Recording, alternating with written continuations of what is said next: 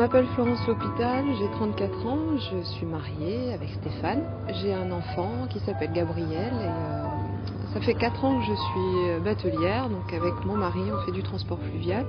Je n'étais pas batelière à la base, j'étais aide-soignante et j'ai choisi par désir d'habiter sur un bateau et de fil en aiguille cela m'a amené à pratiquer ce métier depuis donc 4 ans. Je m'appelle Stéphane L'Hôpital, j'ai 33 ans. Je suis le mari de Florence et papa de Gabriel. Ancien pompier de Paris, je suis actuellement transporteur fluvial depuis maintenant 4 ans. Et je suis heureux de vous présenter la vie au bateau. Le voyage commence au petit matin à Lambersart. On va traverser le Nord-Pas-de-Calais sur la Deule, la Scarpe et la Sensée, puis emprunter le canal du Nord pour charger des céréales à Épénencourt, dans la Somme. Un voyage hors du temps, en famille, au fil de l'eau, à 15 km/h de moyenne.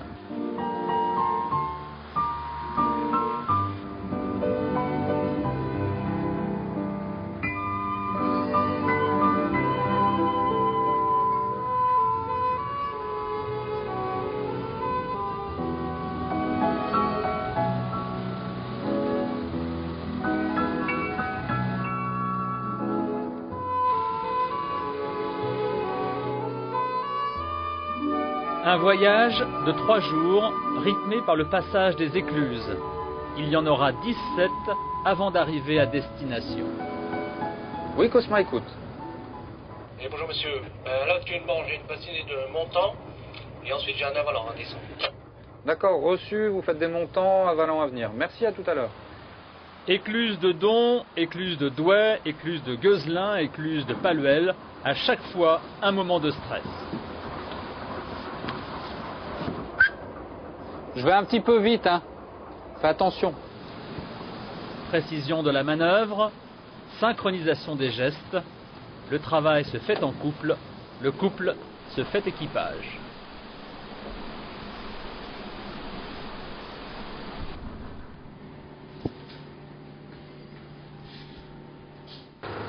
Mais la lenteur du bateau est trompeuse. Le Cosma, 58 mètres de long, 5 de large, est à la fois la maison et l'outil de travail. À bord, l'activité ne s'arrête jamais. Petit-déj. Merci.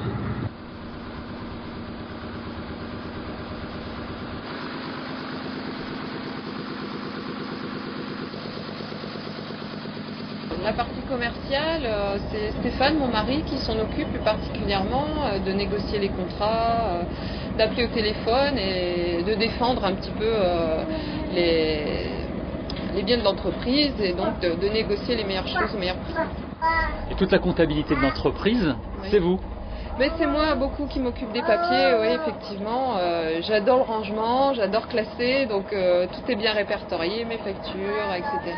Et je fais ça au mieux. J'ai acheté un petit logiciel de comptabilité, je fais tout, je fais les factures, je n'oublie rien. Et voilà, je suis assez fière de mon travail, en plus du reste, de tout ce que je fais déjà sur le bateau. Dernière écluse avant l'escale de nuit, à Marquion. Avant. 12 heures de navigation non-stop, fin d'une journée longue et fatigante. T'as bien conduit. Ouais. Bon, Gabriel dort. impeccable. Ouais. On est arrivé, ça avance, ça recule pas, c'est le principal. Voilà, c'est un des dictons. C'est la devise du marinier. Tant que ça avance, voilà, le problème avance, ça va. Ouais.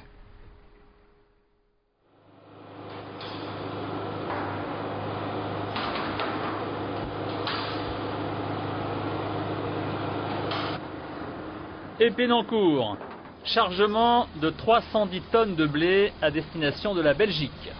Un chargement difficile, la pluie a rendu le quai sale et boueux, il y a beaucoup de poussière, il faut sans cesse surveiller l'équilibrage du bateau. Il n'y a aucune aide à la manutention, il faut tout faire soi-même. C'est très pénible, par moments même difficile. Et le but du jeu c'est de ne pas perdre de marchandises, voilà, toujours pareil, hein, ouais c'est pénible. Ça veut dire que tu es un peu obligé d'accepter ces conditions. On est un peu obligé d'accepter ces conditions, ouais, puis Il y a tout un savoir-faire qui s'est perdu, hein, le fluvial redécolle un peu, donc sur des bouts de quai comme ça, on se remet à charger des bateaux.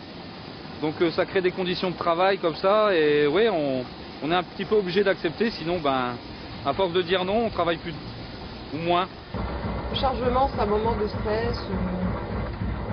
Il faut vraiment faire attention à tout. Ça va très vite, il faut faire super gaffe. Il faut vraiment se concentrer sur son travail et on rigole pas.